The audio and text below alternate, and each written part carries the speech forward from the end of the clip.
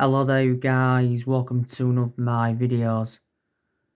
Manchester United are preparing to offer Bruno Fernandes a new £200,000 a week contract, doubling his current wages.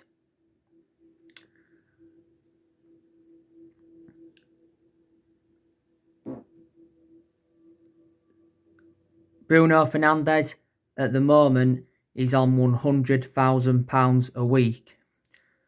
So he's getting the same as Jesse Lingard and Dean Henderson. This new deal, he will have an option to extend it for a further year.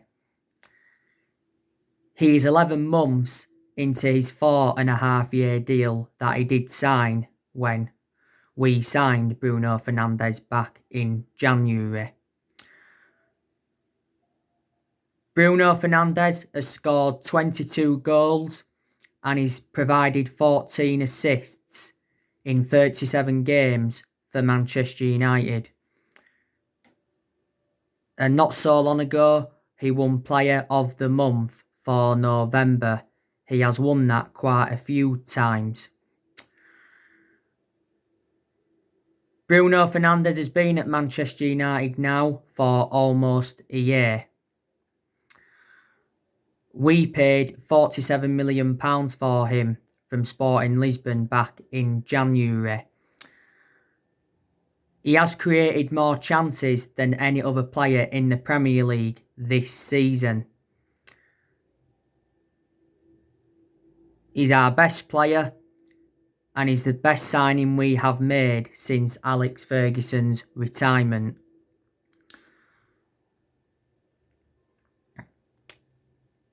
But he's definitely made the difference in the team. So that's the breaking news on him. Now, I want to delve into some news on Jesse Lingard. So, Manchester United are set to extend Jesse Lingard's contract, despite him not playing in the team. Obviously, he lost his place in the team. Lingard is into the final year of his current contract at Man United. Now, I did say that I'm expecting him to leave next year. Recent reports have said that Rangers and Celtic have been interested in him. It also mentioned that Aston Villa have been interested in him. He's too inconsistent, is Lingard. Don't forget, he went through a period without scoring a goal or providing an assist in the Premier League for over a year. Lingard has been part of the club for several years. He was injured not so long ago. At one point, he obviously had to self-isolate. So that's the breaking news on him. Now, Manchester United have suffered blows to Edinson Cavani and Anthony Martial. Now, Edinson Cavani started the game against West Ham yesterday, but he had to come off because he sustained a muscle injury. Edinson Cavani has enjoyed a fantastic start to his Manchester United career. He weren't so good though when he started against West Ham, but he was good against Southampton the other week because he came off the bench and scored 2 goals, and he also got an assist. I thought he was good in the Besiktas game. He was good in the West Brom game. He scored his first goal for the club in our 3-1 win against Everton. And he almost scored with his first touch on his Premier League debut against Chelsea. We got him on a free transfer on deadline day. He signed a 2-year contract with Man United worth around 240 grand a week. And I said when we did get Edinson Cavani in, he will be the next Zlatan Ibrahimovic.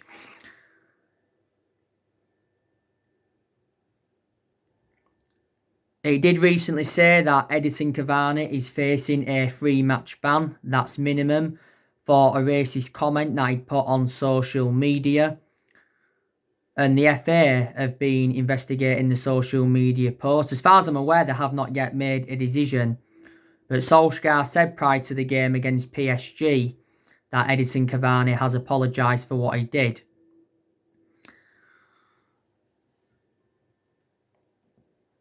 But Solskjaer said he supports the FA for investigating, the social media post. Anthony Martial, now, he started the game yesterday against West Ham. He shouldn't have started though. Martial, I think, sustained a groin problem. Now, Martial has been out of form this season. He just hasn't been clinical enough. He did have a chance in the game against West Ham, but Fabianski made a good save. He had 2 good chances against PSG, didn't convert them. I think he was okay, though, in the Istanbul Başakşehir game at Old Trafford. Prior to the Istanbul Başakşehir game, Solskjaer explained why Martial's been struggling this season. And he said it was largely down to the 3-match suspension that he got in the Premier League, because he got sent off in our 6-1 defeat to Tottenham earlier on in the season. But yeah, I think he needs to be dropped as Anthony Martial. Recently, he has been playing out wide.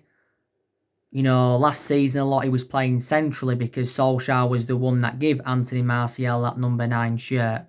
So this season he's failed to replicate what he did last season, because last season, he scored 23 goals in 48 games. He was good in his debut season under the Louis van Gaal era. Martial's enjoyed a good 5 years or so at the football club.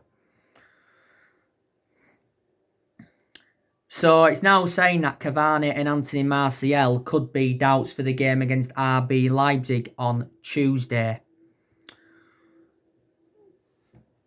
But yeah, we are in a good vein of form now in the Premier League. We've won our last 4 games in the league. We are now sitting 4th in the Premier League. And our away record has been exceptional. We have won our last 9 away games in the league. And we haven't lost away from home in the league since January. But the game against West Ham yesterday, like I mentioned, for 60 minutes, West Ham were totally dominant. They kept the ball well. They was good on the counter-attack. They were causing us all sorts of problems. Very proactive. Jared Bowen, he had a goal disallowed. He also had another chance in the game. Sebastian Haller, he also looked dangerous for West Ham. He's one of their key players. Pablo Fornals, he hit the post and he also hit the side netting. So on another day, West Ham may have got something, if they'd have converted their chances. They did take the lead through Thomas Soucek. That came from a set piece.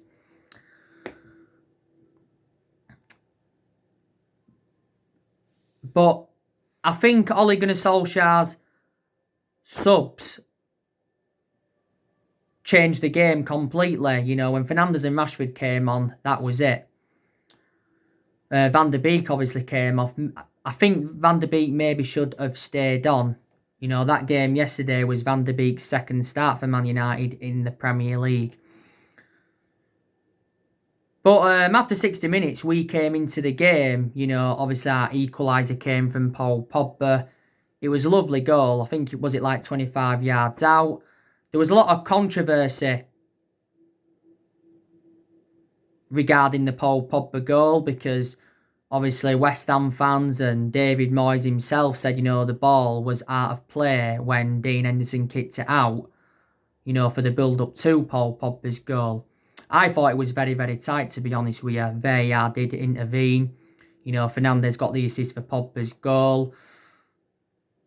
Then obviously Mason Greenwood scored a fantastic second goal. Lovely touch, and it was a half volley. Alex Telles got the assist. And the third goal came from Marcus Rashford. Rashford was man of the match.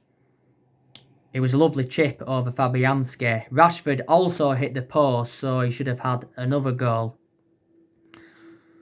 Solskjaer said he was pleased with the performance. I wasn't really pleased with the performance. We had a good 15-20 minute period.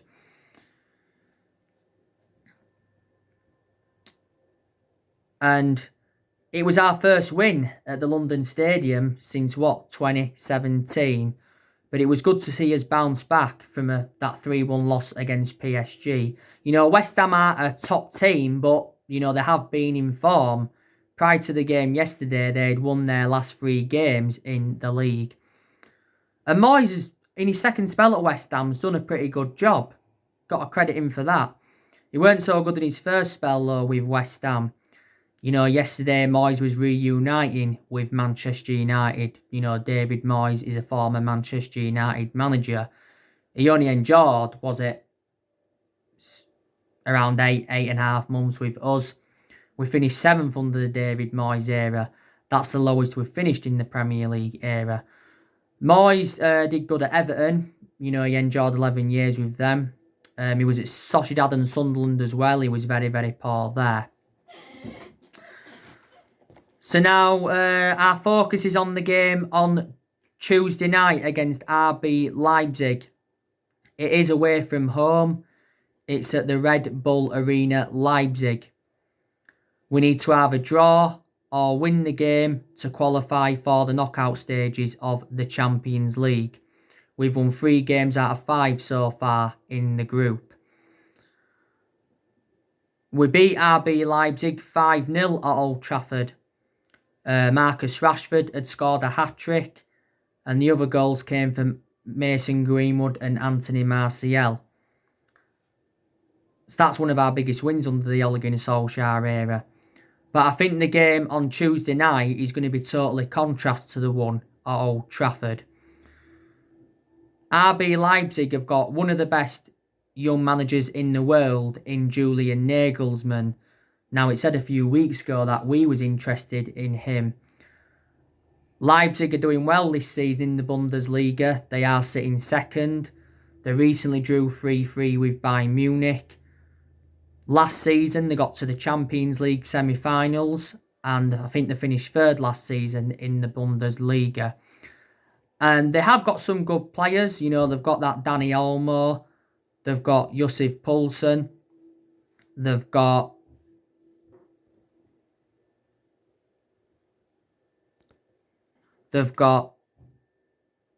Emil Forsberg, Christopher Nkunku. I like Daya Upamecano.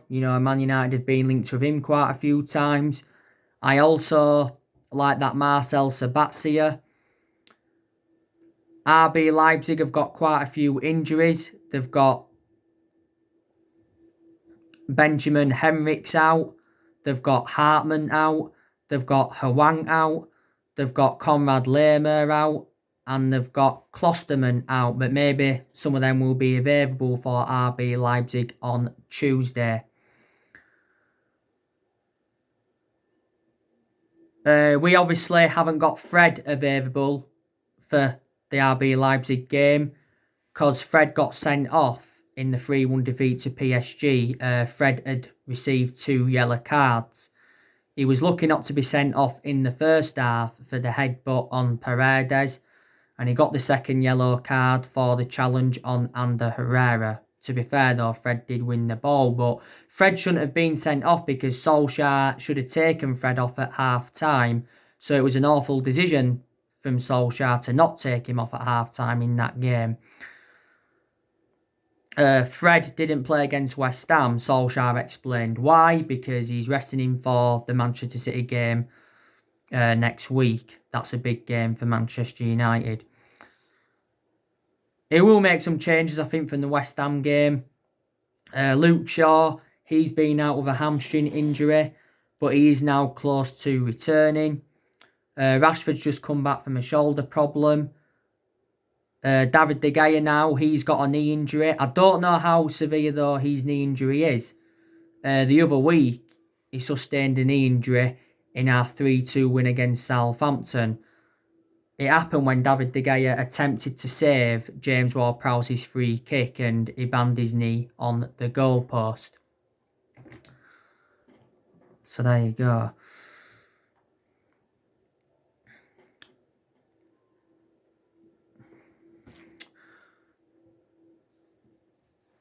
But despite our good form recently, I still don't think Ole Gunnar Solskjaer is the long-term manager for Manchester United. And like I've said time and time again, I hope I'm proven wrong. You know, we've had some good results this season, but we've also had some bad results. You know, the good results have obviously come against RB Leipzig, PSG, when we beat them 2-1 in Paris. You know, good result against Southampton the other week, good result against Everton, good result against West Ham yesterday.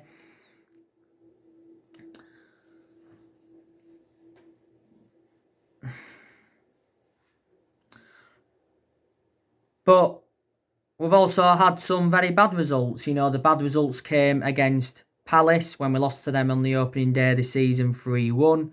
We had a very bad result against Tottenham. They beat us 6-1. We had a bad result against Arsenal. They beat us 1-0. We had a bad result against Istanbul Başakşehir in Turkey. We lost 2-1. That was Istanbul Başakşehir's first ever win in the Champions League, and they were formed back in 1990. You know, we had a bad result against PSG at Old Trafford.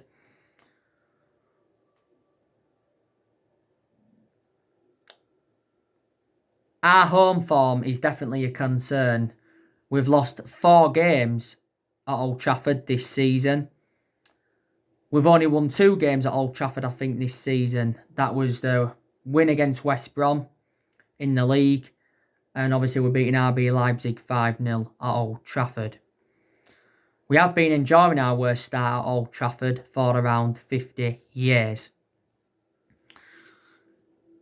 This is Ole Gunnar Solskjaer's second full season as Manchester United manager. And some point this month, it will be his 2-year anniversary at the club. I think, is it on the 18th or the 19th of December? Because he's been Man United manager now for almost 2 years. He's under contract with the football club until 2022. Now, I'm very, very sceptical that he will see out his contract at the football club. He's managed over 100 games for Man United in all competitions. If Manchester United can finish in the top 4 this season, and if we can win a trophy, that would represent a very, very good season for Man United. Then that would give us something to build on. You know, there's a good chance that we could win the Carabao Cup this season. We're into the quarterfinals. We've got Everton. We could win the FA Cup, but I don't see us winning the Premier League, and I certainly don't see us winning the Champions League. Now, Ole has said that Manchester United can win the Premier League, and he says that the job is not too big for him. You know, we haven't won the Premier League since 2013, so we haven't won it now for around 8 years. But Ole has not ruled out a title challenge. But his job is safe for now at Manchester United, like I've mentioned before. Ed Woodward recently came out and said that Man United will back Ole Gunnar Solskjaer with a long-term plan centred around summer transfer windows. And Woodward's come out several times to support Solskjaer. Solskjaer recently made a prediction ahead of the January transfer window, and he says that he doesn't expect many ins or outs, and Woodward's obviously gone along with him on that aspect. I want Man United to make at least one signing though in January. It's good that we're making plans for next year. There has been a lot of players on our agenda. I think Man United need a centre-half. You know, we need someone to go alongside Harry Maguire, and we need a right winger. They are the 2 priorities.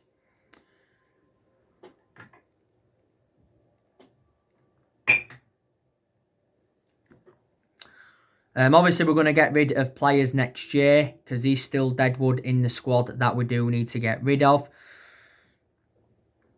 We've obviously seen a lot of players leave since Ole Gunnar Solskjaer got recommended into the club. You know, we've seen players like Lukaku leave and the Herrera. Probably they are 2 players Man United should have kept. We've seen the likes of Darmian leave. Chris Smalling, Young, Valencia, Fellaini, Angel Gomez, Sanchez. You know, we've also loaned a few players out. You know, we loaned Delo out, we loaned Andres Pereira out, we loaned Tahith Chon out, we loaned Dylan Levitt out, we loaned Joe Pereira out again for another season. So Ollie's got rid of some of the deadwood. You know, Ollie Solskjaer has made some good signings since he became Manchester United manager. You know, in the summer of 2019, he brought Daniel James, Wan-Bissaka and Harry Maguire in. In January, he bought Bruno Fernandes and Odion Ighalo in. And in the summer transfer window of this year, he brought Donny van de Beek in, Edison Cavani, Alex Telles, Facundo Pellistri and Amad Diallo Traore. He should be joining the football club in January. But yeah, Ollie needs more backing at the club because during the summer transfer window, he wasn't backed enough by the board because we missed out on all of his priority targets. But none of our managers have been backed enough since the Sir Alex Ferguson era, and this is the main explanation why we've been so critical of the board. And, you know, a lot of Man United fans have been demanding the board out. I said to you, didn't I, it would be very beneficial if Manchester United could get a director of football in, because I think that's one of the structural changes that we need at the football club, is a director of football.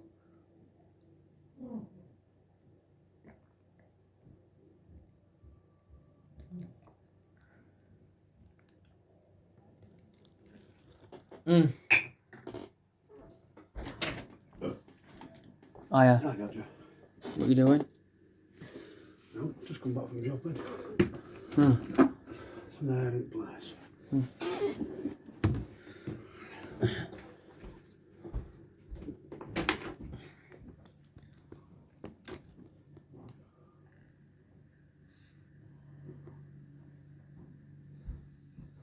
Did you get that shower gel from my bedroom, that Nivea? No. Oh, is it from yours? Yeah. Alright. Why? No, I just wondered.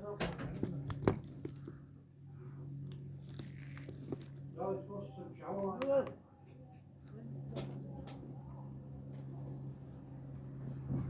But yeah, like I say, Manchester United need a director of football because it's one of the structural changes that we need at the club. And obviously Ole Gunnar Solskjaer would get more backing at the football club, wouldn't he? We've been in the process of trying to get a director of football in now for like the last 3 seasons. You know, I credit Ole, you know, for last season because he got us qualification for the Champions League, also got us third and he guided us to 3 semi-finals. He has showed a lot of tactical flexibility, mostly in the big games. I also like the way he has promoted the youth, but there's still problems he's got to like solve at the club. You know, he's obviously got to sort out the Paul Pogba problem. He's obviously got to select the right formation. Ollie's gone a lot with the 4-2-3-1 formation though since he got appointed in as Man United manager. He's got to identify his best 11 as well. That's another one. Because I don't think Ollie knows his best 11 at the football club, if I'm going to be quite honest with you. So there you go. So on my next video, I will be giving you a preview for the Leipzig Manchester United game. So join me for that. So anyway guys, that's everything to update you today. Drop your comments, likes below on the channel. If you do, consider subscribe as always and take care. God bless. See you all again very, very soon.